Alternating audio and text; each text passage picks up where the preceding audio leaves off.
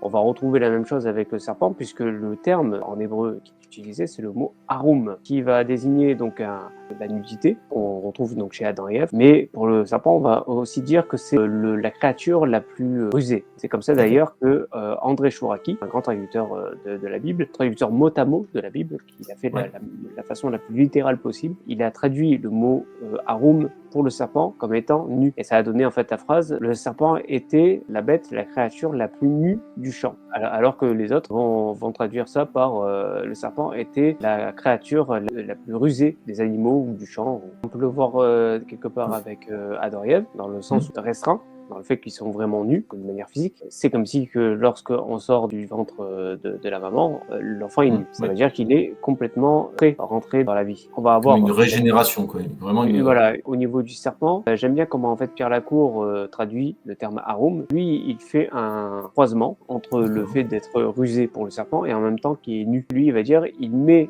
les personnes à nu grâce à la ruse ou grâce à sa sagacité ou à sa sagesse. Parce que quelque part, le serpent, contrairement à son croix, ça va désigner plus la sagesse. D'où le terme harum qui va désigner ce rapport-là.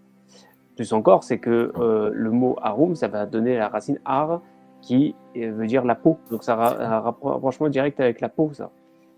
Alors important. Après, on sait que le serpent mue, donc il enlève la première peau pour refaire une autre. Il change de peau.